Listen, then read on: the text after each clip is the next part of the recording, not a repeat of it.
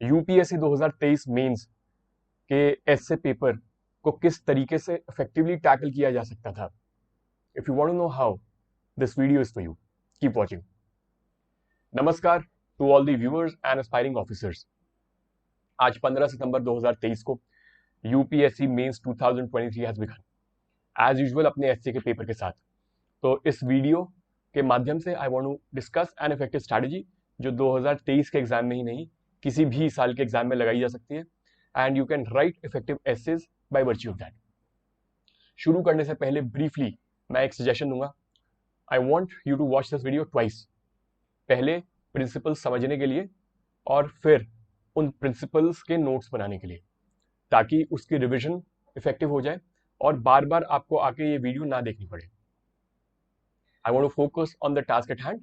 इसलिए if you want to know more about me, I will leave a link in the description box. You can go and have a look at what I've done in the past. पर अगर मैं अपने essay के experience की बात करूं तो मैंने 3 मेंस लिखे हैं। 2019 में मेरे 137 मार्क्स थे, 2021 में मेरे 133 मार्क्स थे और 2022 में मेरे 128 मार्क्स थे। और इस एक्सपीरियंस को ही मैं साझा करना चाहता हूं कि किस तरीके से effectively I have scored well in essay in all of my attempts. एक tried and tested formula मैंने बनाया है which I have seen work not only for myself but also for a lot of other people. शुरू करने से पहले again मैं एक बात और कहता हूं, I hate over romanticization of this exam. Despite the fact that मैंने भी अच्छा स्कोर किया है, मुझे भी नहीं लगता है कि जिस तरीके के रैंडम एसे के टॉपिक्स आ गए हैं वो किसी भी ब्यूरोक्रेट की परख करने के लिए लाजमी है। बट अगेन या तो बाहर लेके झंडा लेके खड़े हो सकते हैं या फिर जिस तरीके से अभी सिस्टम है उसके ऊपर अपनी बेहतरी की जा सकती है।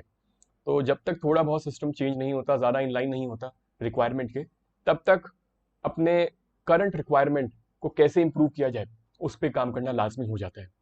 और इसीलिए आज हम फोकस करेंगे how to develop a ruthless attitude instead of romanticization on the topics की क्या इससे आ गया। बिल्कुल इन बातों में नहीं पड़ना। हमारा साफ साफ सा काम है कि किस तरीके से हम अपने आप को सबसे ज्यादा बेहतर चांस दें इस एसे में स्कोर करने के लिए। Also I know if you watch the video till the end you will have a lot of takeaways and I also have a bonus post for you at the end. So if you stick by I think you will really love it. तो सबसे पहले common sense से बात करते हैं, एक working model की जरूरत क्यों है, क्यों नहीं आप मुंह उठा के ऐसे देने जा सकते हैं। तो कहानी ऐसी है कि अब सिंस मैंने 3 बारी मेंस के एग्जाम में भी अपीयर किया हुआ है और भी लोगों के एक्सपीरियंस देखे हैं, तो चीजें ऐसे काम नहीं करती कि आप one fine day you go in the examination hall और अक्कड़ बक्कड़ बम्बे बो करके एक एसे चूज कर लिया और सडनली उसके ऊपर बहुत एक 11 3/4 पेजेस का अच्छा एसे लिख दिया जाएगा। ये जो तरीका है ये सिर्फ it's a disaster waiting to happen. तो अगर चीजों को स्ट्रक्चर्ड तरीके से अप्रोच करेंगे और पूरे एसे राइटिंग प्रोसेस को एक स्ट्रक्चर में तोड़ देंगे तो चीजें करनी आसान हो जाएगी। तो क्या मतलब है मेरा उस स्ट्रक्चर से? इस स्ट्रक्चर के 2-3 महत्वपूर्ण पहलू है। पहला महत्वपूर्ण पहलू है, the first important thing that you need to take care of is topic selection. पहले तो मुझे टॉपिक ठीक से सेलेक्ट करना है। कैसे सेलेक्ट करना है बड़ा ब्रीफली उस पर मैं बात कर दूंगा अभी। टॉपिक सेलेक्ट करने के बाद I have to generate points. मुझे अच्छे पॉइंट्स जनरेट करने हैं। और तीसरा पॉइंट बड़ा इंपॉर्टेंट जो है, जो प्रोसेस का पार्ट है, वो ये है कि इन पॉइंट से मैं इनको ट्रांसलेट कैसे करूं इनटू एन एसे। और अगर इस प्रोसेस के इन 3 स्टेप्स को फॉलो किया जाए तो बेहतर इससे ज्यादा एसे नहीं लिखने का कोई भी तरीका है आज के टाइम पे। तो एक ब्रीफली अगर मैं बात करूं कि टॉपिक सिलेक्शन का एक ऑब्जेक्टिव तरीका क्या है मेरी नजर में, तो मेरे हिसाब से 4 पैरामीटर है जिन पे मैं नजर रखता हूं। सबसे पहला, जो भी टॉपिक मुझे चूज करना है, there should be no confusion in its meaning. The meaning should be unambiguously clear, पहला। दूसरा, एस्से का टॉपिक देखते ही I should see a clear structure. अगर मुझे स्ट्रक्चर क्लियर दिखेगा तो मैं उस एस्से में पॉइंट्स बहुत इजीली मैनिफेस्ट कर पाऊंगा। नंबर 3, जितने ज्यादा कीवर्ड्स उस एस्से के अंदर होंगे उतनी ज्यादा पॉइंट्स की एक्सपेंशन हो पाएगी। एंड नंबर 4, मेरे पास क्या उस एस्से के लिए कुछ रेडीमेड कंटेंट है, बिकॉज समटाइम्स इट हैपेंस कि मैंने प्रैक्टिस के टाइम पे एजुकेशन पे एक ऐसे लिखा, may be in a different context. Paper के अंदर जब मैं बैठा तो एजुकेशन पे भी एक ऐसे आया हुआ था with a different context. Of course essay का कॉन्टेक्स्ट डिफरेंट होगा, बट मुझे ये पता है कि जो मैंने एजुकेशन के ऊपर ऐसे प्रैक्टिस में लिखा था उसके सारे पॉइंट्स मैं यहाँ पे रेट्रोफिट कर सकता हूँ। तो मेरे को अब सोचने का बर्डन कम हो गया। And that is why I am saying you will have to watch the video twice, पहली बार समझने के लिए और दूसरी बात नोट्स बनाने के लिए। तो टॉपिक चूज करने के लिए 4 पैरामीटर क्या है? मीनिंग में कंफ्यूजन नहीं होना चाहिए, स्ट्रक्चर क्लियर होना चाहिए, ज्यादा कीवर्ड्स होने चाहिए, और रेडीमेड कंटेंट अगर मेरे पास है उसका, तो मैं उसको लिखने के लिए प्रेफर करूंगा। ठीक है। दूसरी बात आ जाती है कि मैंने टॉपिक चूज कर लिया, अब मैं इसमें पॉइंट्स कैसे जनरेट करूं? तो अगेन पॉइंट्स जनरेट करने के भी 2 स्टेप्स है, 2 सब स्टेप्स है। तो पहला स्टेप है स्ट्रक्चर, जिसके ऊपर हम आज बात करने वाले हैं, और दूसरा स्टेप है फ्रेमवर्क। हैंड राइटिंग बहुत ज्यादा बेहतर नहीं है, इसलिए I want you to make your own notes, I want to focus on giving you the process, and I want you to make your own notes इन्हीं प्रोसेस के steps को अपनी राइटिंग में लिखते हुए। तो आज हम बात करेंगे स्ट्रक्चर में। I see this as a 3 part video. ये है 3 पार्ट की वीडियो का पहला पार्ट, जिसमें आज मैं 8 के 8 एसेस का स्ट्रक्चर बनाऊंगा आपके साथ में। After we make the structure, video number 2 में मैं एक एसे को प्रॉपर्ली एक्सपैंड करूंगा सेक्शन ए से, और वीडियो नंबर 3 के अंदर मैं करूंगा सेक्शन बी के एक टॉपिक को ब्रूटली एक्सपैंड। तो if you want to suggest सबसे ज्यादा डिफिकल्ट वाला essay that you want me to expand video number 2 और वीडियो नंबर 3 में, leave that topic in the comment section. तो पॉइंट जनरेशन के 2 स्टेप्स हो गए, एक स्ट्रक्चर और एक फ्रेमवर्क। फ्रेमवर्क से आएगा कंटेंट और स्ट्रक्चर से बनेगा उसका स्केलेटन। तो स्ट्रक्चर जैसे एक स्केलेटन है, ढांचा है, और फ्रेमवर्क वो फ्लैश है जो उस ढांचे पे चढ़ के उसको एक पूरी पूरी एक पर्सपेक्टिव देगा, पूरा उसको एक आउटलुक देगा, जो एग्जामिनर को देख के लगेगा कि हाँ इस व्यक्ति ने एग्जाम की डिमांड को समझा है। तो पॉइंट जनरेट करने के लिए आज हम स्ट्रक्चर पे बात करेंगे 8 के 8 एसेस के लिए। लेकिन स्ट्रक्चर पे आने से पहले तीसरे स्टेप पे भी बात कर लेते हैं। तीसरा स्टेप मैंने बताया था कि जो मैंने पॉइंट्स जनरेट किए हैं उनको मुझे एक अच्छे एसे में ट्रांसलेट करना है। तो अच्छे एसे में ट्रांसलेट करने के लिए भी सिर्फ 2 मूलभूत पॉइंट्स है। There are 2 fundamental pillars that you need to take care of. सबसे पहला है मुझे मेंटेन करना है बैलेंस, और दूसरा मुझे मेंटेन करना है फ्लो। बैलेंस किस चीज का? बैलेंस मुझे मेंटेन करना है ओपिनियन का। एक बैलेंस्ड ओपिनियन होना चाहिए। इसका मतलब है कोई भी रिग्रेसिव बात नहीं कहनी, और कोई भी मेरे को कॉन्ट्रोवर्शियल बात नहीं कहनी। कोई रिग्रेसिव बात नहीं, कोई कॉन्ट्रोवर्शियल बात नहीं। This will ensure balanced opinion. और दूसरा मुझे बैलेंस इंश्योर करना है टूल्स का, जो 2 तरीके के हैं। पहला टूल है थ्योरी के टूल्स, मतलब मैं बात कर रहा हूं टॉपिक के बारे में, उसको एक्सपैंड करते हुए, और उसकी कुछ हम एक्सप्लेनेशन नेक्स्ट वीडियो में देख लेंगे। अभी सिर्फ इनको ध्यान में रखते हुए चलना है, और by the end of the 3rd video everything will tie alone really well, I assure you that. दूसरा टूल है प्रैक्टिकल। प्रैक्टिकल चीजों को यूज करना है। प्रैक्टिकल टूल्स का मतलब हो गया एग्जाम्पल्स को यूज करना है। कई ऐसे होते हैं उनमें एग्जाम्पल नहीं होते, सिर्फ बातें बातें होती है, वो भी ऐसे बोरिंग हो जाते हैं। And there are some essays जिनमें सिर्फ एग्जाम्पल होते हैं, जिनमें थ्योरी नहीं होती, जिसमें वो बात को पहले समझाया नहीं जाता एग्जाम्पल देने से पहले, तो वो भी बोरिंग हो जाती है। तो मुझे बैलेंस रखना है, ना ही तो ओपिनियन का, मुझे बैलेंस रखना है इन दोनों टूल्स का भी, कि मैं हर चीज को शब्दों में समझाने की कोशिश करूं, and after explaining I have relevant examples to contextualise my points. ठीक है। तो with that in mind let us run and go to section number 1 and read the essay. But again वो करने से पहले भी हमको आज स्ट्रक्चर बनाना है। स्ट्रक्चर एग्जैक्टली कैसे बनेगा उसको भी समझना बेसिक में बड़ा जरूरी हो जाता है। ठीक है। स्ट्रक्चर बनाने के भी मैंने प्रोसेस को प्रॉपरली एक ऑब्जेक्टिव तरीके से निकाल रखा है। तो इसमें 4-5 स्टेप्स है, और अगर वो 4-5 स्टेप्स समझ में आ गए तो व्यक्ति आराम से स्ट्रक्चर बनाएगा। पहले हम बनाएंगे स्ट्रक्चर, और स्ट्रक्चर बनाने के बाद we will fill that structure with content frameworks के थ्रू। ठीक है। स्ट्रक्चर हमारा ढांचा है, तो स्ट्रक्चर के लिए बड़ा साफ साफ सा काम है। पहले हमें लिखना है इंट्रोडक्शन। इंट्रोडक्शन या तो एनेक्डोट हो सकता है या एक्सप्लेनेशन हो सकता है टॉपिक का, दैट शुड बी रेलिवेंट। सबसे पहला स्ट्रक्चर में मुझे इंट्रोडक्शन लिखना है। फिर I have to do something I like to called setting the premise. Setting the premise, इसका साफ साफ मतलब क्या है? जो भी टॉपिक मुझे दिया हुआ है I have to explain it. तो कई बारी अगर मैं एनेक्डोट नहीं लिखूंगा तो सेटिंग द प्रेमिस इंट्रोडक्शन का पार्ट बन जाएगा। And in cases where in writing an anecdote introduction में, तो सेटिंग द प्रेमिस अलग हो जाएगा इंट्रोडक्शन से। सेटिंग द प्रेमिस में मैं क्या करता हूं, जो भी कीवर्ड्स है टॉपिक के, I have to explain the keywords. Topic के कीवर्ड्स को एक्सप्लेन करना है। तो शुरू में ही एग्जामिनर को समझ में आ गया कि इस व्यक्ति को डिमांड समझ में आ गई है एस्से की। उसके बाद मैं कुछ पॉइंट लिखूंगा थीसिस के, जिसमें मैं टॉपिक को करूंगा जस्टिफाई। टॉपिक को करना है जस्टिफाई, इसमें पॉइंट्स आएंगे फ्रेमवर्क से, बट स्ट्रक्चर में मेरे को थीसिस पे कुछ पॉइंट्स लिखने हैं। After thesis I have to write points on counter thesis, कि अब उससे डिसएग्रीमेंट में मुझे कुछ पॉइंट्स दिखाने हैं। डिसएग्रीमेंट में पॉइंट्स दिखाने के बाद I have to find something I like to call समन्वय, मतलब एक मुझे बैलेंस्ड ओपिनियन पे आना है। शुरू में ही मैंने बात की थी, we need to have a balanced opinion, तो एक बैलेंस्ड ओपिनियन पे आना है और उसको एक वे फॉरवर्ड देना है कि जो जो इस आइडिया की कमियां थी, उन कमियों को काउंटर करने के लिए क्या क्या स्टेप्स होंगे, वो वे फॉरवर्ड का पार्ट हो जाएगा। और फाइनली वे फॉरवर्ड के बाद, वे फॉरवर्ड और कंक्लूजन दो डिफरेंट चीजें हैं। वे फॉरवर्ड इज प्रिस्क्रिप्शन, मैं बता रहा हूं आपको क्या करना है, और conclusion is like giving it a closure, कि चलो अब बात खत्म हो गई है। इसमें मैं एडवाइस नहीं दे रहा हूं, मैं कह रहा हूं अंत भला तो सब भला, that is the entire essence of a good conclusion. Conclusion हो गया। और अगर कंक्लूजन में एक साइक्लिक क्लोजर है फ्रॉम द इंट्रोडक्शन, तो फिर तो एक अलग ही मजा आ जाता है पूरे ऐसे को देख के।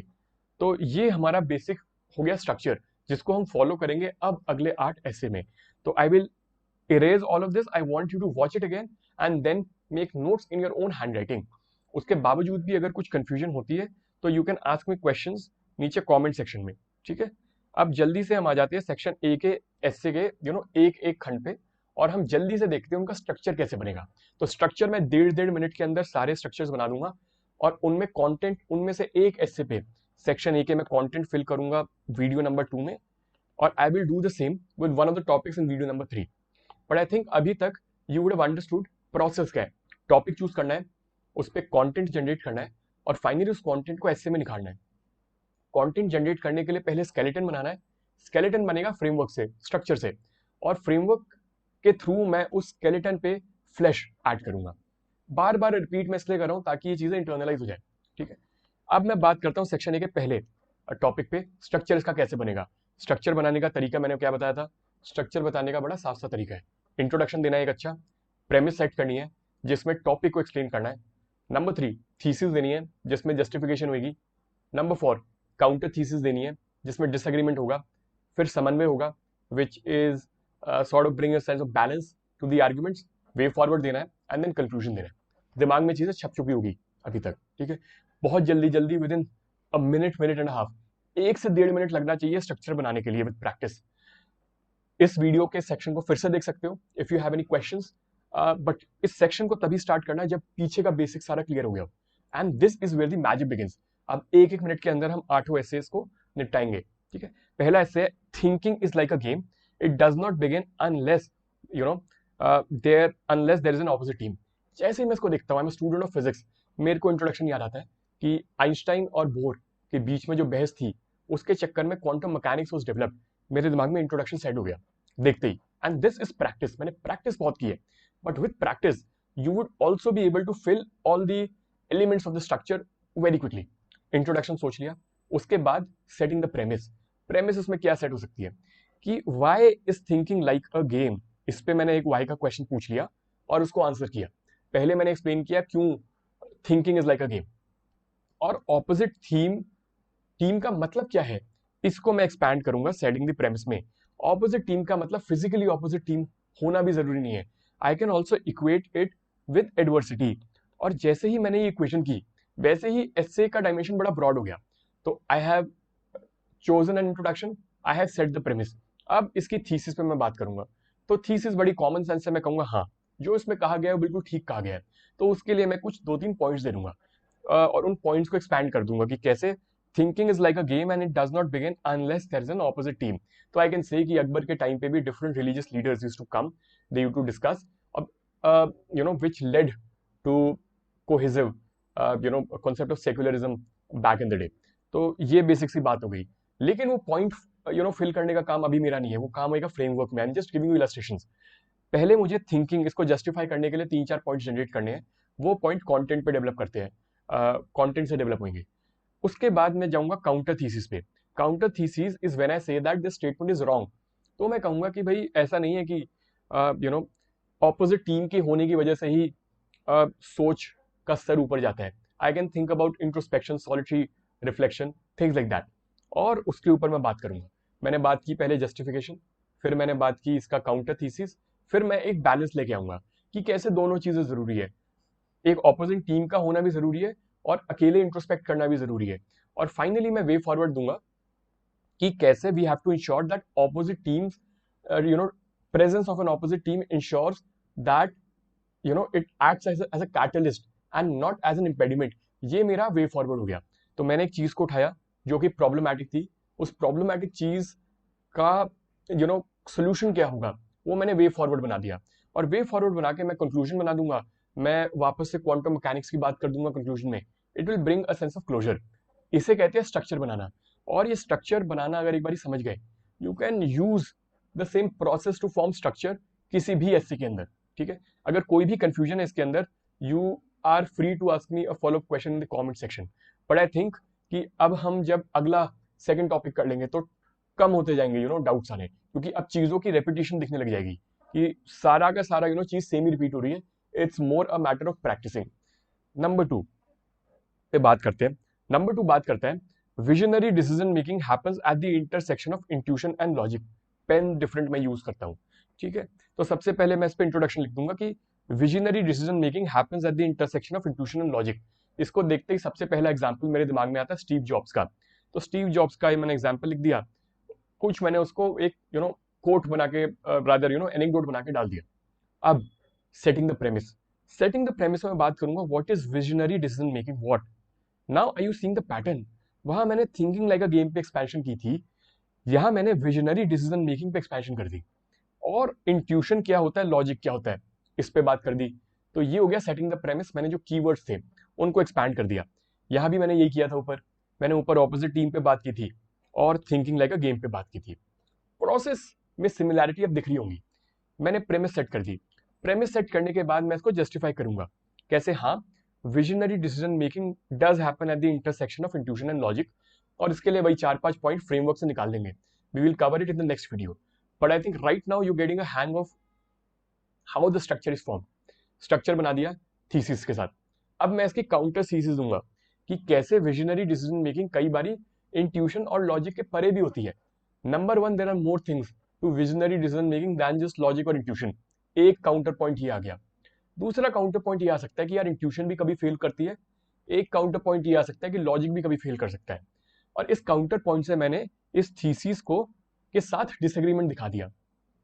ये मेरा होगा काउंटर थीसिस। फिर समन्वय और वे फॉरवर्ड में I will say that so when I speak about intuition failing, कि इंट्यूशन फेल हो जाता है या मैं कहता हूँ लॉजिक फेल हो जाता है, तो वो फेल ना हो उसके लिए मैं क्या कर सकता हूँ, वो मेरे वे फॉरवर्ड और समन्वय का पार्ट हो जाएगा। और उसके बाद मैं कंक्लूजन लिख दूंगा something that relates to the anecdote I have written about Steve Jobs. एक सेंस ऑफ क्लोजर आ गया। तो मैंने इसका भी स्ट्रक्चर 1.5 मिनट से कम कम समय में बना दिया। And the process if you look was very similar to what we employed for the first essay. चलिए पेन बदल लेते हैं। Let's go to essay number 3। Essay number 3 says not all who wander are lost. ठीक है, अब simple सी बात है, इस पे बात पहले क्या हो सकती है, या तो कोई एनेक्डोट आ सकता है।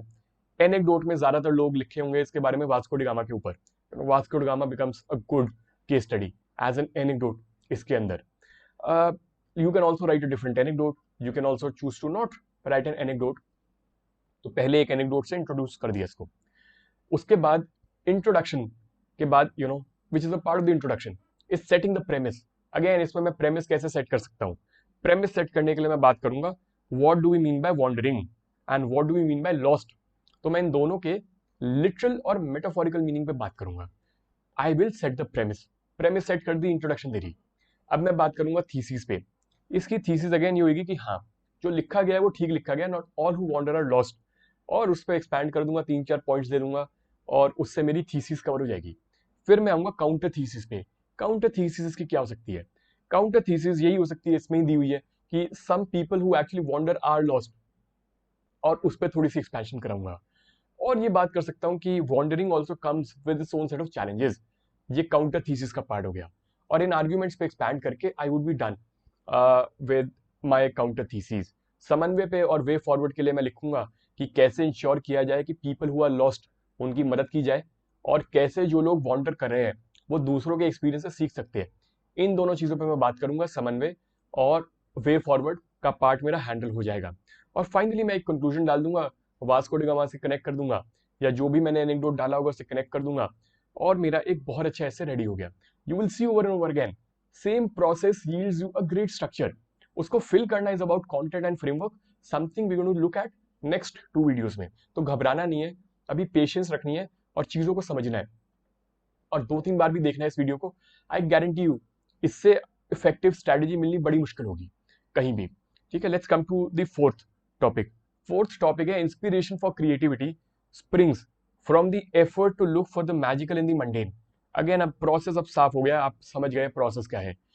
मैं इसके ऊपर एक एनेक्डोट लिखने की कोशिश करूंगा, एकदम से कुछ चमकता है तो अच्छी बात है, otherwise I will use setting the premise as an introduction. I will set the premise.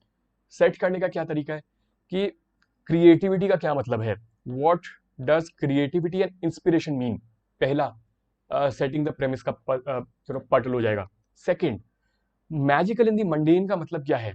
पहले तो मैं इसका मतलब साफ करूंगा, उस पर एक्सपैंड करने के लिए, उससे अग्री करने के लिए या डिसएग्री करने के लिए।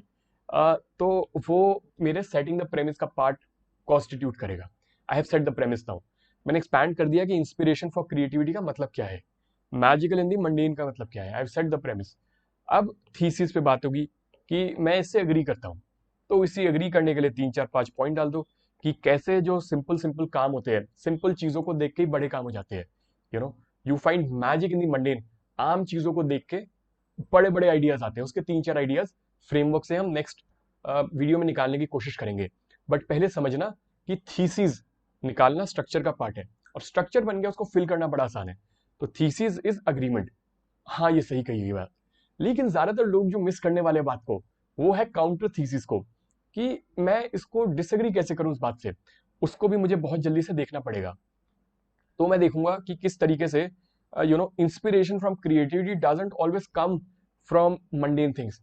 कई बारी इंस्पिरेशन को आने के लिए मंडेन का क्या मतलब इसने दिया हुआ है कि प्रेरणा लौकिकता में, ठीक है, मतलब बेसिकली मंडेन का मतलब है सिंपल चीजें जो रोजमर्रा की चीजें होती है।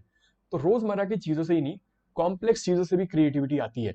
तो मैंने इससे डिसएग्रीमेंट भी दिखा दिया एक पॉइंट से। और डिसएग्रीमेंट दिखाने का मतलब साफ साफ सा ये दर्शाता है that you are capable of looking at all the perspectives.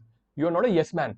मैंने अगर एक बात कह दी है और उस पर आप सिर्फ सिर हिला के हामी नहीं दे रहे हो, you are also giving me a counter point कि हाँ, what you have said is right, but there is another way to look at it.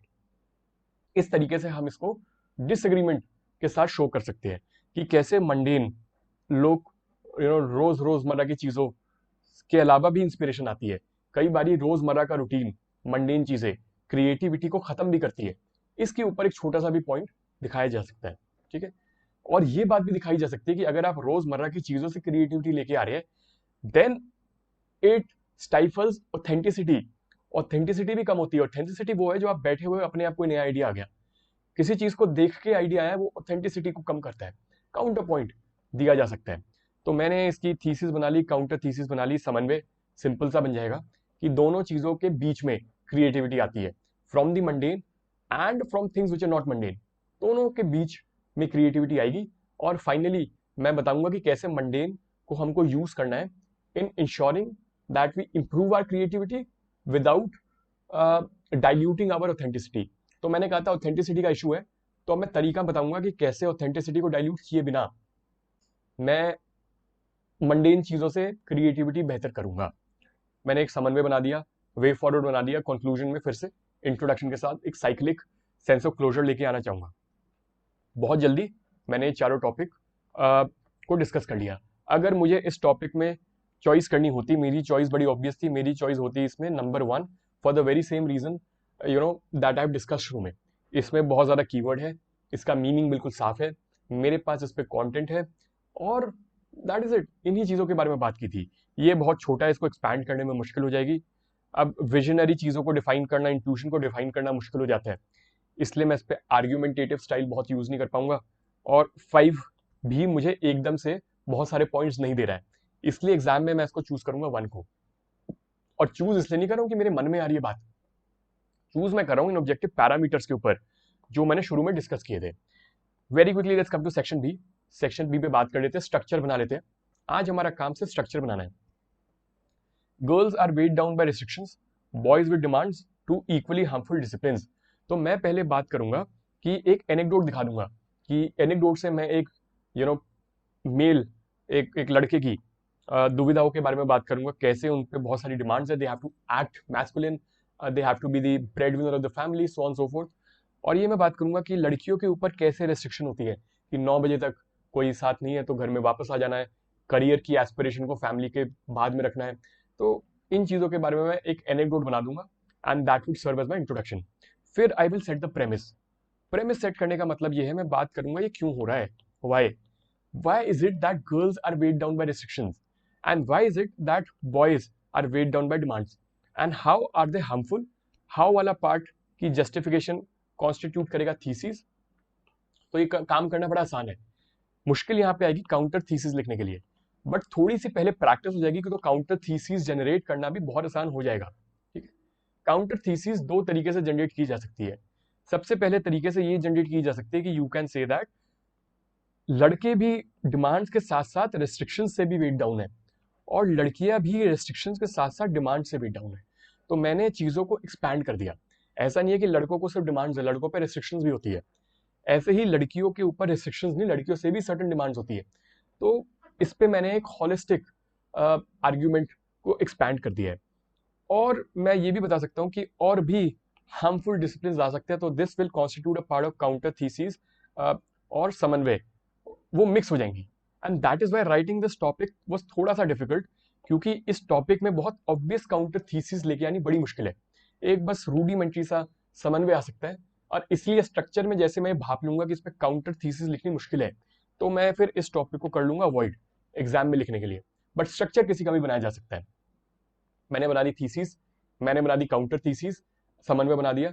Finally मैं एक सेंस ऑफ क्लोजर लेके आऊंगा कि किस तरीके से वे फॉरवर्ड लेके आऊंगा कि what systems do we design जिससे लड़कों पे डिमांड्स का बर्डन कम हो और लड़कियों पे रेस्ट्रिक्शंस का बर्डन कम हो, और कैसे हम एक यूटोपियन सोसाइटी की तरफ एटलीस्ट मूव करने की कोशिश कर सकते हैं जिसमें दोनों के पास कोई बंधन नहीं है और दोनों सोसाइटी के लिए और अपने इंडिविजुअल इंप्रूवमेंट के लिए काम करें। ठीक है, अगला टॉपिक भी बड़ा अजीबोगरीब था, एब्सोल्युटली मैं इसको छोड़ूंगा क्योंकि इसको एक्सपैंड करना बड़ा मुश्किल है, बट स्ट्रक्चर बहुत आसानी से बनाया जा सकता है। If you want me to discuss this video number 3 के अंदर, एक्सपैंड तो मैं इसको भी कर दूंगा, बट पेपर के अंदर मैं अवॉइड करूंगा इसको, एंड आई वुड वांट कि you also avoid such useless topics. But अभी बात है इसका स्ट्रक्चर बनाने की, तो बहुत जल्दी से इसका स्ट्रक्चर भी बना देते हैं। ठीक है, एक सेकेंड। तो स्ट्रक्चर बनाने के लिए फिर से समझते हैं इसमें क्या क्या टॉपिक्स है। मैथमेटिक्स कीवर्ड है, म्यूजिक ऑफ रीजन कीवर्ड है। तो मैं पहले इंट्रोडक्शन में प्रेमिस सेट करने में बात करूंगा कि मैथमेटिक्स और म्यूजिक के बीच में क्या इक्विवेलेंस है, और इसीलिए इसको लिखना अवॉइड करना चाहिए क्योंकि इसमें setting the premise becomes very important, क्योंकि सेटिंग द प्रेमिस के नाम पे एक तो एनेक्डोट आना मुश्किल है। दूसरी बात, मैथमेटिक्स को थोड़ी एक्सप्लेन करूंगा, लुक्स वेरी बचकाना। म्यूजिक को थोड़ी एक्सप्लेन करूंगा, that also looks very childish. तो इसलिए that is why I said structure बनाना अगर सीख लिया तो जिस टॉपिक में स्ट्रक्चर बहुत एकदम से आसानी से नहीं बनता, उस टॉपिक को लिखना you can avoid and you can make a good topic selection. तो जल्दी से फिर से मैं आ जाता हूँ to the task at hand. तो मैथमेटिक्स और म्यूजिक की इक्विवेलेंस दिखानी पड़ेगी। इसका मतलब है इस टॉपिक में थीसिस और इंट्रोडक्शन मर्ज होंगे, उन दोनों में बहुत हार्ड एंड फास्ट डिमार्केशन होना बड़ा मुश्किल है।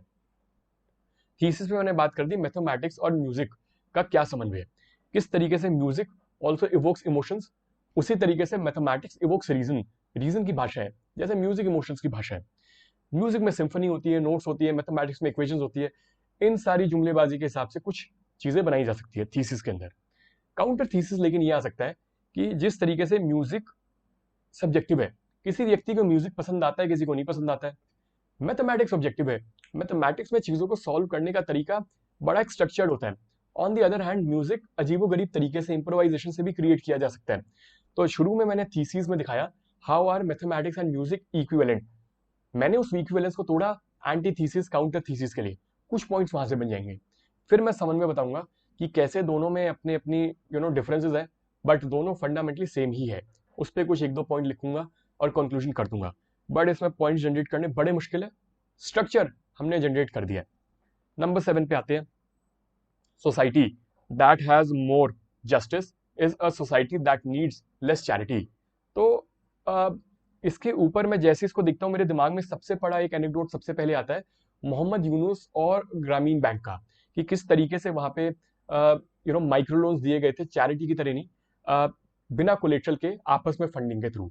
तो वहां पे जस्टिस लाने की कोशिश की गई थी कि सबको एक्सेस दिया जाए विदाउट लुकिंग फॉर चैरिटी।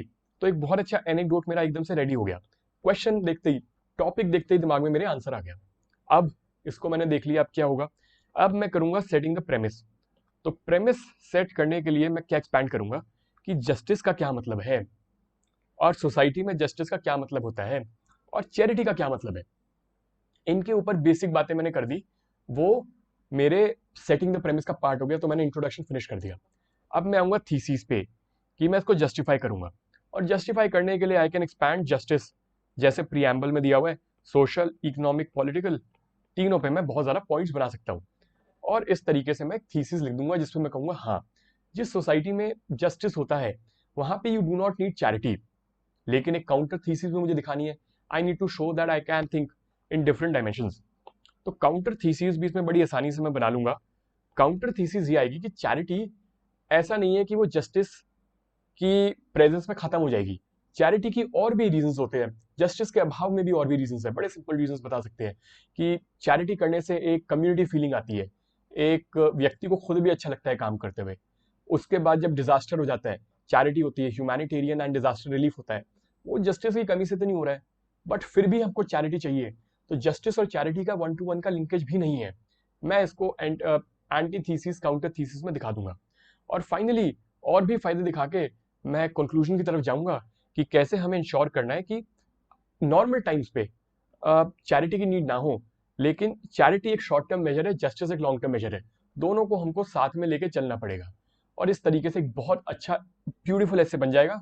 तो मैं इसको लिखने में कोई बुराई नहीं मानता हूँ, बहुत अच्छे पॉइंट्स बनेंगे। बट मैं अगर इसको लिख रहा होता एग्जामिनेशन हॉल में, तो I would have chosen number 8। Number 8 को मैं चूज करता क्योंकि सबसे ज्यादा इसमें कीवर्ड्स है। एजुकेशन में मैंने इतने एसेस लिखे हुए हैं, वो सारा सामान ही मैं इसमें यूज कर सकता था। मेरे पास बहुत अच्छे कोट्स थे, बहुत अच्छे एनेक्डोट्स थे, और कंटेंट था, सब कुछ था इसमें। Unambiguous meaning, a lot of content, and I could make an number of linkages. जल्दी से जानते हैं कि मैं इसमें क्या लिखता हूँ, क्या लिख सकते हो। ठीक है, स्ट्रक्चर कैसे बन सकता है, लिखना क्या है, वो तो अगले वीडियो में हम डिटेल में पढ़ेंगे। मैं चाह रहा था कि ये 20 मिनट की वीडियो हो जाए, बट बिल्कुल सक्सेंट रखते हुए भी देखिए 32 मिनट तो ऑलरेडी हो गए। तो I would want to wrap it very quickly without compromising on the quality. जल्दी से आते हैं। Education it what remains what after one has forgotten what one has learn in the school. मतलब school में memory हटने के बाद, memory धीमे धीमे इरोड होती है, मेमोरी हटने के बाद जो तरीके रह जाए वो असली शिक्षा है। इसका साफ साफ सा देसी भाषा में मतलब ये आता है। तो मैं इसके एनेक्डोट में सबसे पहले एडिसन की बात कर सकता हूँ कि Edison was not good in school. तो स्कूल में जो उसने पढ़ा था उसे बहुत याद नहीं था, क्योंकि पढ़ा ही नहीं था बहुत कुछ। लेकिन उसके बावजूद भी लाइफ में he was successful because he was quote and quote well educated. तो बहुत अच्छे एनेक्डोट से रेलेवेंस के साथ मैंने स्टार्ट कर दिया, and then I set the premise. ठीक है, अब प्रेमिस स्टार्ट करने के लिए साफ साफ बात हो सकती है, एजुकेशन क्या है, एजुकेशन से मेरा मतलब क्या है, और क्यों मैं ये कह रहा हूं कि सब कुछ भूल जाने के बाद एजुकेशन स्टार्ट होती है। मतलब it is more about learning the process and values than rote memorisation. उसके बाद मैं थीसिस पे बात कर सकता हूं कि ऐसा क्यों है। तो मैं बात करूंगा कॉमन सेंस से, स्ट्रक्चर से स्टार्ट कर सकते हैं। अगेन फ्रेमवर्क मैं डिटेल में ओपन करूंगा नेक्स्ट वीडियो में, बट फिर भी एक मैं ब्रीफ स्ट्रक्चर के साथ साथ फ्रेमवर्क भी बता दूं। तो थीसिस में you can start thinking on the direction of what you learn in school. School में क्या क्या होता है। स्कूल में हम करते हैं पढ़ाई, बेसिकली पढ़ाई के लिए होती है चीजें, लेकिन पढ़ाई के बियॉन्ड भी क्या क्या होती है। वी हैव एक्स्ट्रा करिकुलर, और एक्स्ट्रा करिकुलर के अलावा हमारी होती है इंटरेक्शन। ठीक है, इन 3 डायमेंशन पे इजीली यू कैन थिंक। जैसे we study mathematics, but mathematics के फॉर्मूले जिंदगी में याद यूज होते हो या नहीं होते हो, मैथमेटिक्स की एक स्ट्रक्चर्ड प्रोसेस हमको जिंदगी में हेल्प करती है। पॉइंट निकल गया। एक्स्ट्रा करिकुलर एक्टिविटी में क्या होता है, स्पोर्ट्स होता है, डिबेट होता है, टीम बिल्डिंग होती है। तो शायद आप you would not make a career out of becoming a cricketer, but cricket में जो मैंने टीम एक्सरसाइजेस सीखी थी, टीम को अपने से ऊपर रखना सीखा था, वो वैल्यूज मेरे काम आएंगी। यहां से पॉइंट्स निकल गए। इंटरैक्शन, लोगों के साथ इंटरैक्ट करना। कुछ लोग मुश्किल होते हैं इंटरैक्ट करने में, कुछ लोग आसान होते हैं। कैसे सबके साथ डील करना है वो भी किसी किताब में नहीं पढ़ा जाता, लेकिन हम उसको समझते हैं स्कूल के प्रोसेस के थ्रू। तो ये बातें हम थीसिस में लिख सकते हैं। काउंटर थीसिस में हम ये भी लिख सकते हैं, लिखना चाहिए रादर, कि फॉर्मल एजुकेशन का भी अपना महत्व है। फॉर इंस्टेंस टेक्निकल एजुकेशन में आप इंजीनियर है, आप डॉक्टर है, तो आपने जो एक्चुअली में पढ़ाई भी की आपकी वो भी काम आने वाली है। वर्ड बाय वर्ड तो नहीं, बट उसका कंटेंट भी काम आएगा। तो काउंटर थीसिस भी बहुत लोग मिस करेंगे। Try to write that counter thesis की फॉर्मल एजुकेशन का भी अपनी नीड है। फाइनली एक हम समन्वय की तरफ आएंगे। हम कहेंगे कैसे एक फॉर्मल एजुकेशन के साथ साथ रोट मेमोराइजेशन के साथ साथ प्रोसेस जरूरी है। मॉन्टेसरी ने कोशिश की थी इन दोनों चीजों को ब्रिज करने के लिए। हमको फोकस करनी है लाइफ लॉन्ग लर्निंग पे, विद और विदाउट अ स्कूल। तो इन सारी बातों को हम जोड़ तोड़ के थीसिस, काउंटर थीसिस, समन्वय, वे फॉरवर्ड बना लेंगे। और किस तरीके से हम इंश्योर करें कि रोट मेमोराइजेशन किसी व्यक्ति की वेलबींग को अफेक्ट ना करे। फिर हम कंक्लूजन लिख देंगे एडिसन के एग्जाम्पल के साथ, उसको कोरिलेट कर देंगे और हमारा काम हो जाएगा फिनिश।